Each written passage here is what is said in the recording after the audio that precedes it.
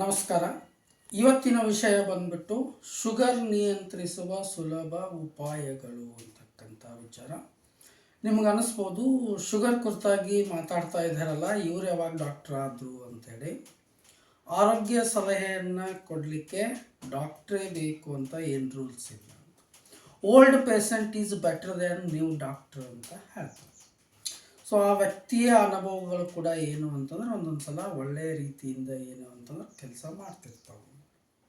ಇವತ್ತು ಶುಗರ್ ಅಂತಕ್ಕಂಥದ್ದು ಭಾರತ ದೇಶದಲ್ಲಿ ಒಂದು ಸಾರ್ವತ್ರಿಕವಾಗಿರ್ತಕ್ಕಂಥ ಕಾಯಿಲೆ ರೀತಿಯೊಳಗಡೆ ಏನು ಅಂತಂದ್ರೆ ಹಬ್ತಾ ಇದೆ. ಇತ್ತಿತ್ತಲಾಗಂತರೂ 10 ವರ್ಷ 15 ವರ್ಷದ ಮಕ್ಕಳಿಗೂ ಕೂಡ ಏನು ಅಂತಂದ್ರೆ ಆ ಶುಗರ್ ಅಂತಕ್ಕಂಥದ್ದು ಏನು ಅಂತಂದ್ರೆ ಆವರಿಸ್ಕೊಂಡಿದೆ. ನಾವು ಕೆಲವೊಂದಿಷ್ಟು ಏನು ಅಂತಂದ್ರೆ ಮುಂಜಾಗ್ರತವಾಗಿರ್ತಕ್ಕಂಥ ಕ್ರಮಗಳನ್ನು ತೆಗೆದುಕೊಳ್ಳುವುದರಿಂದ, ಕೆಲವೊಂದಿಷ್ಟು ಏನು ಅಂತಂದ್ರೆ ಆರೋಗ್ಯಕರವಾಗಿರ್ತಕ್ಕಂಥ ರೂಢಿಗಳನ್ನು ಬಳಸಿಕೊಳ್ಳುವುದರ ಮುಖಾಂತರ ಈ ಶುಗರನ್ನು ನಾವು ಏನು ಅಂತಂದ್ರೆ ಭಾಳಷ್ಟು ಹತೋಟಿಯೊಳಗಡೆ ಇಡಲಿಕ್ಕೆ ಏನು ಅಂತಂದ್ರೆ ಸಾಧ್ಯ. ಮೊದಲನೇದಾಗಿ ಏನು ಅಂತಂದ್ರೆ ವಾಕಿಂಗು. ಡೈಲಿ ನೀವು ಸರಿಸುಮಾರು ಏನು ಅಂತಂದ್ರೆ 5ರಿಂದ 6 ಕಿಲೋಮೀಟ್ರ್ ವಾಕಿಂಗ್ ಮಾಡಲೇಬೇಕು.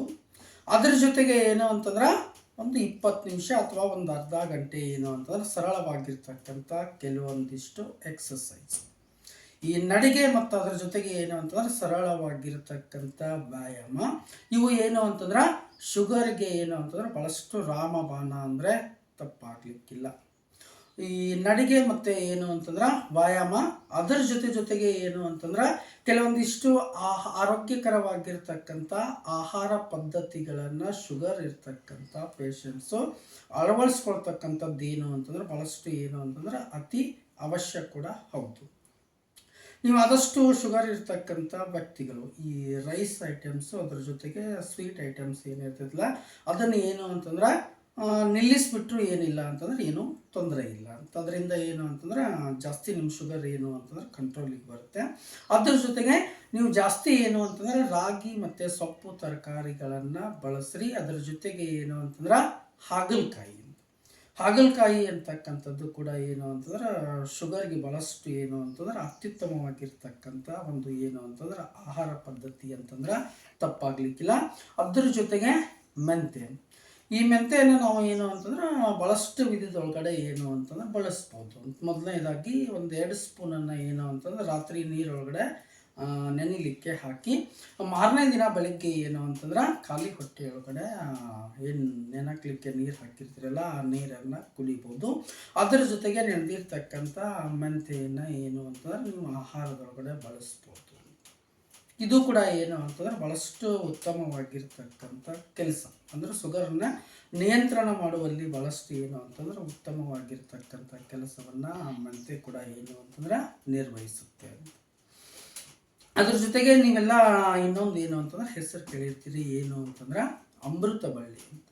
ಸೊ ಸಾಮಾನ್ಯವಾಗಿ ಅಲ್ಲಿ ಇಲ್ಲಿ ಸಾಕಷ್ಟು ಕಡೆ ಏನು ಅಂತಂದ್ರೆ ಅಮೃತ ಬಳ್ಳಿ ಸಿಗುತ್ತೆ. ತಾವು ಕೂಡ ಏನು ಅಂತಂದ್ರೆ ತಮ್ಮದು ಹಿತ್ಲ ಇದ್ದರೆ ಅದನ್ನು ಬೆಳೆಸ್ಬೋದು. ಪ್ರತಿದಿನ ಅದರದ್ದು ಒಂದು ಎಲೆಯನ್ನು ತಿಂತಾ ಬಂದರೂ ಸಹಿತ ಏನು ಅಂತಂದ್ರೆ ಈ ಶುಗರ್ ಅಂತಕ್ಕಂಥದ್ದು ಸಾಮಾನ್ಯವಾಗಿ ಹೆಚ್ಚು ಏನು ಅಂತಂದ್ರೆ ನಿಯಂತ್ರಣಕ್ಕೆ ಬರ್ತಕ್ಕಂಥದ್ದನ್ನು ಏನು ಮಾಡ್ಬೋದು ಅಂತಂದ್ರೆ ಗಮನಿಸ್ಬೋದು. ಅದರ ಜೊತೆಗೆ ಏನು ಅಂತಂದ್ರೆ ಇನ್ನೊಂದು ಬಿಲ್ವ ಪತ್ರೆ ಹೆಸರು ಕೇಳಿದ್ದೀರಿ ನೀವೆಲ್ಲ. ಬಿಲ್ವ ಪತ್ರೆಯನ್ನು ಸಹಿತ ಬೆಳಗ್ಗೆ ಎದ್ದ ತಕ್ಷಣ ಏನು ಅಂತಂದ್ರೆ ಒಂದು 3-4 ಎಸಳನ್ನು ಏನು ಅಂತಂದ್ರೆ ಆ ಬಿಲ್ವ ಪತ್ರೆಯನ್ನು ಸೇವನೆ ಮಾಡುವುದರ ಮುಖಾಂತರನೂ ಕೂಡ ಏನು ಅಂತಂದ್ರೆ ಶುಗರನ್ನು ನಿಯಂತ್ರಣಕ್ಕೆ ತರಬಹುದು. ಅದರ ಜೊತೆಗೆ ಇನ್ನೊಂದು ಏನು ಅಂತಂದ್ರೆ ತುಳಸಿ. ಸಾಮಾನ್ಯವಾಗಿ ಎಲ್ಲರ ಮನೆ ಮುಂದೆನೂ ಏನು ಅಂತಂದ್ರೆ ತುಳಸಿ ಕಟ್ಟೆ ಇದ್ದೇ ಇರುತ್ತೆ. ಪ್ರತಿದಿನ ಬೆಳಗ್ಗೆ ಒಂದು 4-5 ಎಲೆ ಆ ತುಳಸಿ ಎಲೆಯನ್ನು ತಿನ್ನೋದ್ರಿಂದನೂ ಕೂಡ ಏನು ಅಂತಂದ್ರೆ ಶುಗರನ್ನು ನಿಯಂತ್ರಣ ಮಾಡ್ಬೋದು. ಭಾಳಷ್ಟು ಜನ ಶುಗರ್ ಬಂತು ಅಂದ ತಕ್ಷಣ ಏನು ಅಂತಂದ್ರೆ ಗಾಬರಿ ಆಗಿಬಿಟ್ಟಿರ್ತಾರೆ. ಅದೇನು ದೊಡ್ಡ ಗಾಬರಿ ಪಡ್ತಕ್ಕಂಥ ವಿಚಾರ ಅಲ್ಲ. ಸಾಮಾನ್ಯವಾಗಿ ಇವತ್ತೇನು ಅಂತಂದ್ರೆ ಸಾಕಷ್ಟು ಜನರನ್ನು ಏನು ಅಂತಂದ್ರೆ ಅದು ಆವರಿಸ್ಕೊಂಡಿದೆ. ಸಂಪೂರ್ಣವಾಗಿ ಅದನ್ನು ನಾವು ಏನು ಅಂತಂದ್ರೆ ಶುಗರನ್ನು ಹೋಗಲಾಡಿಸ್ಲಿಕ್ಕೆ ಸಾಧ್ಯ ಇಲ್ಲದೆ ಇದ್ದರೂ ಸಹಿತ ಏನು ಅಂತಂದ್ರೆ ಅದನ್ನು ಭಾಳಷ್ಟು ಕಂಟ್ರೋಲ್ ಒಳಗಡೆ ಕೆಲವೊಂದಿಷ್ಟು ನಿಯಮಗಳನ್ನು ಅನುಸರಿಸುವುದರ ಮುಖಾಂತರ, ಕೆಲವೊಂದಿಷ್ಟು ಆಹಾರ ಪದ್ಧತಿಗಳನ್ನು ಅನುಸರಿಸುವುದರ ಮುಖಾಂತರ ಏನು ಮಾಡ್ಬೋದು ಅಂತಂದ್ರೆ ಆ ಶುಗರನ್ನು ನಿಯಂತ್ರಣ ಮಾಡ್ಬೋದು. ಅದ್ರ ಜೊತೆಗೆ ಏನು ಅಂತಂದ್ರೆ ಭಾಳಷ್ಟು ಜನ ಏನು ಅಂತಂದ್ರೆ ಟೆನ್ಷನ್ ತೊಗೊಂಡಿರ್ತಾರೆ, ನನಗೆ ಶುಗರ್ ಬಂತು, ಅಷ್ಟಿದೆ ಇಷ್ಟಿದೆ ಅಂತ. ಆ ಟೆನ್ಷನಿಂದನೇ ಏನು ಅಂತಂದ್ರೆ ಇನ್ನೂ ಶುಗರ್ ಏನು ಅಂತಂದ್ರೆ ಜಾಸ್ತಿ ಆಗ್ತಕ್ಕಂಥ ಸಾಧ್ಯತೆ ಇರುತ್ತೆ. ಮೊದಲು ನಿಮ್ಮ ತಲೆಯೊಳಗೆ ಏನೈತಲ್ಲ ನನಗೆ ಶುಗರ್ ಬಂದುಬಿಟ್ಟಿದೆ ಅಂತಕ್ಕಂಥ ವಿಚಾರವನ್ನು ತೆಗೆದು ಎಸಿರಿ. ನಾನು ಹೇಳಿದ್ದ ಹಾಗೆ ಏನು ಅಂತಂದ್ರೆ ಮೊದಲು ನಡಿಗೆ ಅಂತ, ವಾಕಿಂಗು, ಸರಳವಾಗಿರ್ತಕ್ಕಂಥ ವ್ಯಾಯಾಮಗಳು. ಎರಡನೇದ್ದೇನು ಅಂತಂದ್ರೆ ನಾವು ಅನುಸರಿಸ್ತಕ್ಕಂಥ ಆಹಾರ ಪದ್ಧತಿಗಳು. ಮೂರನೇದಾಗಿ ಏನು ಅಂತಂದ್ರೆ ನಿಮ್ಮ ಡಾಕ್ಟ್ರು ಕೊಡ್ತಕ್ಕಂಥ ಮೆಡಿಸನ್. ಭಾಳಷ್ಟು ಜನ ಏನು ಅಂತಂದ್ರೆ ನಾನು ಮೆಡಿಸನ್ ತೊಗೊತೀನಿ, ಟ್ಯಾಬ್ಲೆಟ್ ತೊಗೋತೀನಿ ಅಂತೇಳಿ ಏನು ಬೇಕಾದ ತಿಂತಾರೆ. ಹಿಂಗಾಗಿ ಏನಾಗೋದಿಲ್ಲ ಅಂತಂದ್ರೆ ಆ ಶುಗರ್ ಕಂಟ್ರೋಲಿಗೆ ಬರಲಿಕ್ಕೆ ಸಾಧ್ಯ ಆಗೋದಿಲ್ಲ. ನಾನು ಹೇಳಿದ್ನಲ್ಲ, ನೀವು ಡಾಕ್ಟ್ರು ಕೊಡ್ತಕ್ಕಂಥ ಮೆಡಿಸನ್ನು ಮೊದಲನೇದಾಗಿ ವಾಕಿಂಗು, ಎಕ್ಸಸೈಸು. ಎರಡನೇದೇನು ಅಂತಂದ್ರೆ ಆಹಾರ ಪದ್ಧತಿ, ಏನು ತಿನ್ನಬೇಕು ಏನು ತಿನ್ನಬಾರ್ದು. ನಂತರದೊಳಗಡೆ ಏನು ಅಂತಂದ್ರೆ ನಿಮ್ಮ ಡಾಕ್ಟ್ರು ಕೊಟ್ಟಿರ್ತಕ್ಕಂಥ ಮೆಡಿಸನ್. ಇವಿಷ್ಟನ್ನ ಏನು ಅಂತಂದ್ರೆ ಕರೆಕ್ಟಾಗಿ ನೀವೇನಾದರೂ ಪಾಲಿಸಿದ್ದೆ ಆದರೆ ಶುಗರನ್ನು ಏನು ಮಾಡ್ಬೋದು ಅಂತಂದ್ರೆ ನಿಮ್ಮ ನಿಯಂತ್ರಣದೊಳಗಡೆ ಇರ್ಬೋದು. ಸಾಕಷ್ಟು ಏನು ಅಂತಂದ್ರೆ ಮನೆಮದ್ದುಗಳು ಅದಾವು. ಈಗೆಲ್ಲ ಏನು ಅಂತಂದ್ರೆ ಔಷಧಿಗಳು ಸಾಕಷ್ಟು ಪ್ರಮಾಣದೊಳಗಡೆ ದೊರೀತಾವು.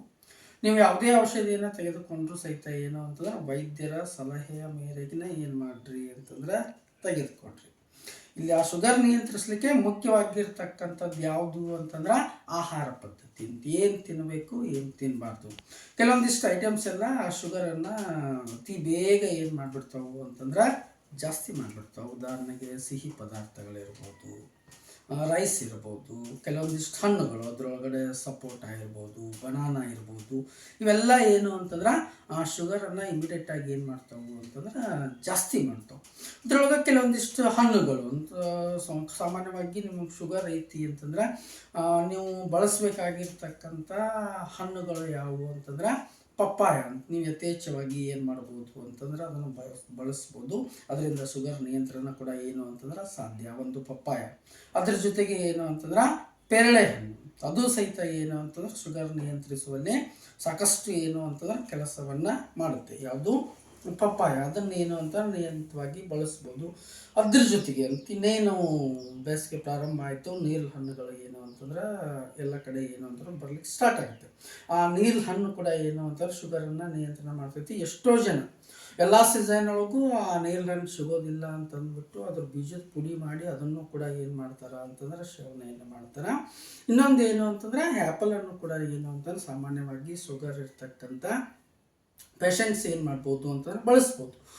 ಹಿಂಗೆ ಕೆಲವೊಂದಿಷ್ಟು ಏನು ಅಂತಂದ್ರೆ ಆರೋಗ್ಯಕರವಾಗಿರ್ತಕ್ಕಂಥ ನಿಯಮಗಳನ್ನು ಪಾಲಿಸೋದ್ರ ಮುಖಾಂತರ ಶುಗರನ್ನು ನಿಯಂತ್ರಣ ಮಾಡಲಿಕ್ಕೆ ಸಾಧ್ಯ. ಯಾರೂ ಕೂಡ ಏನು ಅಂತಂದ್ರೆ ಶುಗರ್ ಇದೆ ಅಂತಕ್ಕಂಥ ರೀತಿಯಿಂದ ಭಾಳಷ್ಟು ಟೆನ್ಷನ್ ಮಾಡ್ಕೊಳಕ್ಕೆ ಹೋಗ್ಬೇಡ್ರಿ.